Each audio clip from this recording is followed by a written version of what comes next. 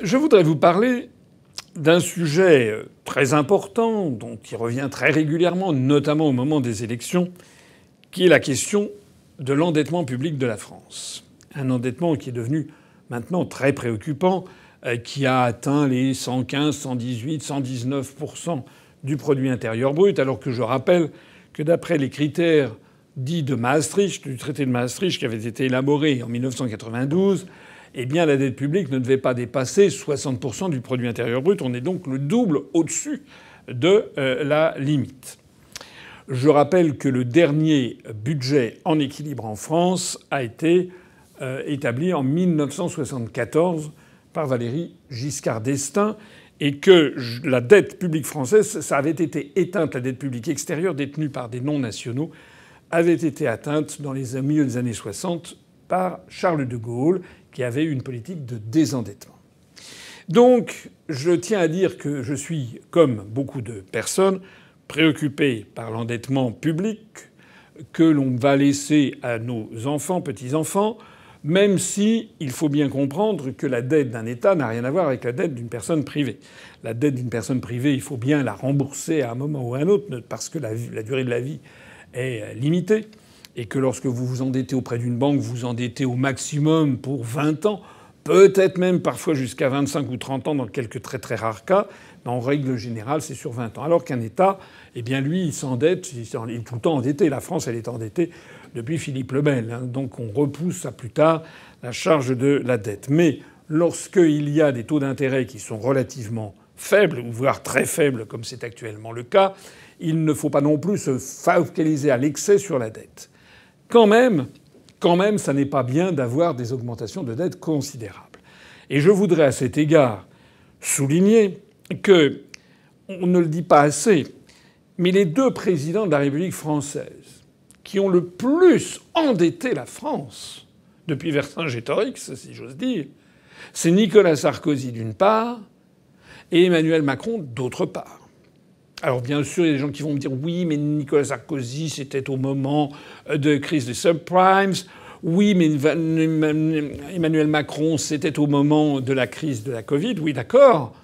Mais d'autres choix auraient pu être faits. D'autres choix ont été faits au moment de la crise des subprimes en Suède. On n'a pas vu l'État suédois voler au secours des banques. L'État suédois a même laissé des banques tomber en faillite. De la même façon que sur la Covid-19, des États, je pense à la Suède, n'ont pas fait un confinement général qui a coûté des milliards et des milliards pour un résultat au total complètement délirant, puisque je rappelle que le nombre de morts de la Covid-19 en Suède par million d'habitants est sensiblement inférieur au nombre de morts en France. Là où je voulais en venir, c'est que plutôt que de toujours terroriser les Français sur la dette, il faudrait que les Français se disent « Mais qui me dit cela ?» Il me semble, chacun peut avoir son opinion, mais il me semble que lorsque l'on sait que M. Emmanuel Macron a endetté la France de plus de 400 milliards d'euros alors qu'il avait été élu pour réduire la dette de la France, il me semble qu'il est complètement disqualifié maintenant pour venir nous donner des leçons de morale sur la dette et des leçons d'économie. Il ne faut pas exagérer. Quand je vois le même Macron avec M. Bruno Le Maire qui nous explique qu'il faut absolument réformer les retraites parce que c'est complètement déraisonnable d'avoir une augmentation de l'endettement qui pourrait atteindre quelques milliards. Non, pas eux, pas ça. Pas eux, ni pas ça. Ils ont laissé 400 milliards d'euros, plus de 400 milliards d'euros d'endettement supplémentaire. Ils sont déconsidérés.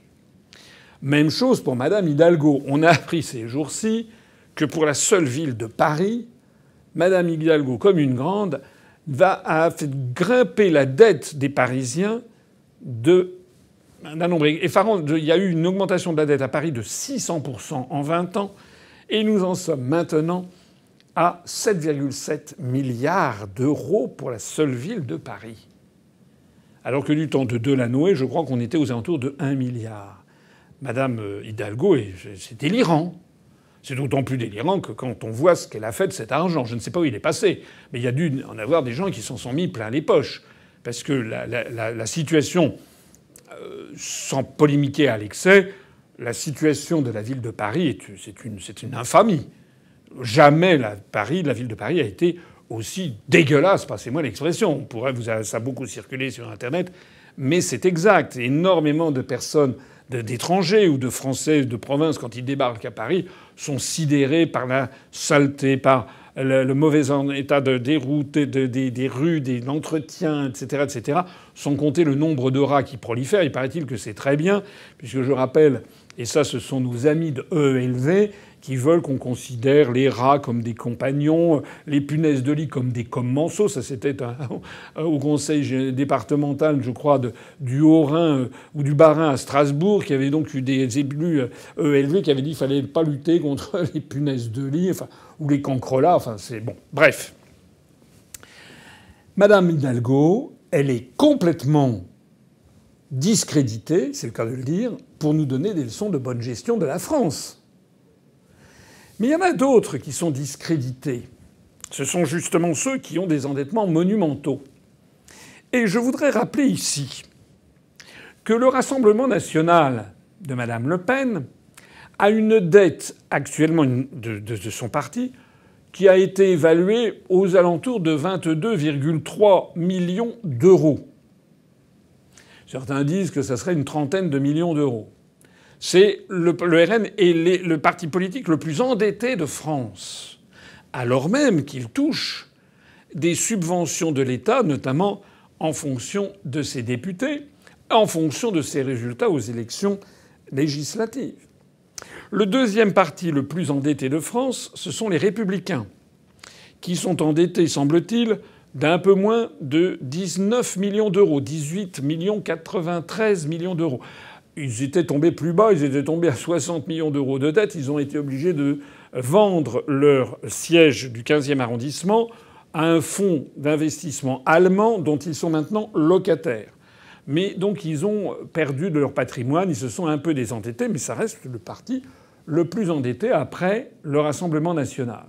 Alors que les gestionnaires des Républicains, avant que de venir nous donner des leçons de morale sur l'endettement public et ci et ça, mais attendez, commencez par balayer devant votre propre porte. Le troisième parti le plus endetté, c'est le Parti socialiste. Alors lui, ça avait atteint des sommes absolument monumentales. Je rappelle donc qu'ils ont été contraints de vendre leur siège qu'ils avaient rue de Solferino à Paris, dans un des plus beaux quartiers de Paris, juste à côté du musée d'Orsay, où sont entreposées des œuvres du XIXe siècle.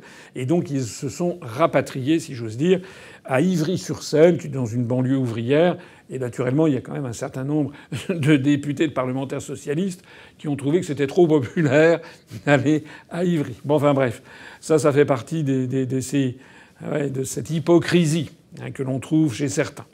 En attendant, le Parti socialiste s'est beaucoup désendetté, mais il a toujours une dette de 10,8 millions d'euros. Le quatrième parti le plus endetté de France, c'est le Parti communiste français, avec 6,16 millions d'euros. Et je vous dis tout ça pourquoi ? Je vous dis tout ça parce qu'il se trouve, je l'ai dit, vous le savez, que depuis 14 ans et demi que j'ai créé l'UPR, j'ai fixé comme ligne directrice à notre mouvement de ne pas contracter de dette pour être totalement libre des banques, mais aussi pour ne pas être grevé de payer des frais financiers avec les ressources de nos adhérents. Parce que, bien entendu, les partis dont je viens de vous parler qui ont des endettements considérables, et non seulement ils sont obligés de les rembourser petit à petit, mais ils sont obligés de payer des intérêts. Et ça sort d'où ? Ce sont leurs militants qui payent ça. Eh bien donc j'ai la fierté de le dire, de le redire, l'UPR depuis 14 ans et demi a 0 € d'endettement. Alors si vous avez, il y a eu un article qui est sorti dans Le Point du mois d'avril d'ailleurs 2021 qui rappelait un certain nombre de choses et qui soulignait que nous avions été dans le rouge en 2019 avec d'ailleurs d'autres partis politiques. Quand on dit dans le rouge, c'est qu'effectivement en 2019 nous avons eu un exercice déficitaire avec 400 000 € dans le rouge, mais il s'agissait d'un déficit d'exploitation, comme on dit, mais qui a été imputé sur nos fonds propres, c'est-à-dire sur l'argent donné par nos adhérents et cotisants, que nous avions mis de côté, et donc De même qu'un particulier peut avoir un petit peu d'argent de côté, s'il a des dépenses qui sont supérieures à ses revenus pendant un mois, il va prélever sur son argent de côté. C'est ça que nous avons fait.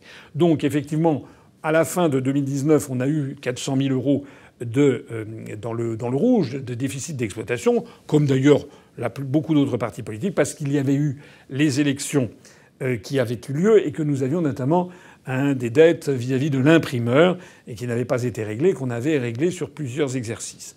Mais je le souligne, nous n'avons pas de dette d'endettement bancaire. Alors, ce que je voulais dire ici, c'est que au moment de cette élection présidentielle qui commence, et au moment où on va avoir cette sempiternelle question de l'endettement public, il faut rappeler d'une part que cet endettement public est très préoccupant, mais n'est pas aussi préoccupant parfois qu'on le dit, parce qu'un État peut toujours s'endetter ad vitam aeternam et reporter l'endettement, avec d'ailleurs des taux d'intérêt qui sont faibles. Donc ça vient un petit peu atténuer le problème, même si je suis de ceux qui pensent qu'il faut absolument beaucoup mieux gérer les finances publiques afin de se désendetter. Mais ce que je voudrais dire ici, et j'aurai l'occasion de le dire pendant la campagne électorale présidentielle, c'est qu'à aucun moment je ne laisserai les ténors du Parti socialiste, des Républicains, du Rassemblement national, etc., nous donner des leçons aux Français sur le thème « vous vous rendez pas compte, l'État est beaucoup trop endetté ». En d'autres termes, vous avez compris où je voulais en venir. Pendant cette campagne présidentielle qui commence, je ne laisserai pas le candidat à l'élection présidentielle des Républicains, le candidat à l'élection présidentielle du Parti socialiste, même si c'est Madame Hidalgo, ça sera extraordinaire. Je ne laisserai pas non plus le candidat du Rassemblement national, Madame Le Pen, ou le candidat du Parti communiste, etc., venir, ni M. Macron, venir nous donner des leçons sur la façon dont il faut gérer la France, qui est trop endettée. Parce que vous ne confiez pas la gestion de la France, une gestion de bon père de famille pour diminuer la dette, à des personnes qui ont prouvé qu'elles en sont incapables, soit pour l'État, comme ça a été le cas de Macron, soit pour leur propre boutique. Vous ne confieriez pas non plus vos économies à un ami que vous pouvez avoir et dont vous savez que c'est un panier percé et que dès qu'il a 3 francs 6 sous, il le dépense et qu'il est endetté par-dessus la tête. Eh bien, c'est de la même façon. Voilà. Celui qui veut montrer qu'il est capable de gérer la France doit déjà montrer qu'il a été capable de gérer son propre parti politique. Et je terminerai en disant, par exemple, que la situation de Madame Le Pen est lamentable, puisque son parti est tellement endetté qu'elle a du mal à trouver d'autres banques pour lui prêter de l'argent. Et donc, qu'est-ce qu'elle a fait ? Elle est allée voir M. Macron il y a quelques jours en lui disant qu'il fallait qu'on l'aide à financer sa campagne. Quelle indécence! Quel manque de vergogne! Quel manque d'honneur! Moi, je ne me vois pas aller demander à M. Macron qu'il m'aide à obtenir 3 francs 6 sous d'une banque parce que j'ai été incapable de gérer mon propre parti. C'est à ça que je pense que vous devriez réfléchir. Lorsque les sujets sur la dette vont venir, avant toute chose, comment vous avez géré votre propre boutique. Et j'en profite pour lancer ici un appel vibrant à toutes celles et tous ceux qui m'écoutent pour leur demander de nous aider financièrement. Parce que nous allons entrer, je l'ai déjà dit, dans une campagne présidentielle qui sera suivie ensuite de la campagne pour les législatives. Donc nous allons ouvrir dans quelques jours un compteur pour glaner cet argent, pour récupérer cet argent qui va nous permettre de financer ces campagnes électorales sans avoir recours au financement des banques. J'ai besoin de vous. Vous pouvez être les témoins, vous êtes les témoins, de ce que non seulement nous n'avons aucune dette, non seulement nous ne recevons 0 € de l'État, tout ceci est financé par nos adhérents et sympathisants, mais tout ceci, c'est quoi ? C'est ce que vous voyez là. C'est UPR TV qui a plus de 212 000 abonnés. C'est UPR TV où certaines vidéos, avec YouTube et Facebook, ont dépassé les 2 millions de vues, ou les 1 million, 1 500 000, 1 800 000 vues. C'est tout cet appareil critique, analytique, programmatique que nous mettons à votre disposition absolument gratuitement. J'en profite pour dire que certains nous disent parfois comment se fait-il que vous ne mettiez pas des publicités sur vos vidéos? Vous pourriez récupérer de l'argent. C'est vrai. Quand on a des vidéos qui font 1,5 million, 1,6 million, 2 millions, on pourrait récupérer de l'argent. Sauf que c'est interdit par la loi, puisque j'ai l'impression d'être toujours dans la mauvaise case. Un parti politique ne peut pas recevoir de financement d'une société privée, par exemple d'un annonceur publicitaire. Et donc c'est la raison pour laquelle quand vous allez sur notre chaîne YouTube UPR TV, quand vous écoutez nos vidéos, vous n'êtes dérangé par aucune publicité. Eh bien tout ceci a un coût, parce que comme vous l'imaginez, eh bien nous avons quelques salariés, pas beaucoup, on en a une demi-douzaine, on en a 5, 6, dont moi d'ailleurs. Donc nous avons des moyens extraordinairement limités. Nous mettons énormément de bénévolence dans l'organisation de l'UPR. Nous avons d'ailleurs beaucoup de bénévoles. Mais il nous faut absolument que vous nous aidiez. Alors si vous devez aider un parti politique, je vous en prie. N'aidez pas les partis politiques qui sont surendettés parce qu'ils dépensent leur argent n'importe comment avec des trains de vie absolument somptueux pour les dirigeants. Ça n'est pas le cas à l'UPR. Ne dépensez pas votre argent dans ces partis politiques qui reçoivent des quantités d'argent du contribuable et qui ne produisent rien. Allez comparer les vidéos produites par l'UPR sur UPR TV, allez comparer ça aux vidéos qui sont produites par le Parti socialiste, par En Marche, par les Républicains, par le Rassemblement national. C'est zéro. Donc tout ceci a un coût. Je vous demande d'y réfléchir, je vous demande d'y songer. Si vous voulez que, en 2022, je sois le candidat du parti qui est réputé pour avoir 0 € d'endettement, si vous voulez qu'en 2022, nos députés, nos candidats à la députation soient les candidats d'un parti qui aura toujours 0 € d'endettement, il est maintenant important que vous vous mobilisiez et que vous commenciez à aider au financement de ces campagnes pour 2022. Vive la République et vive la France.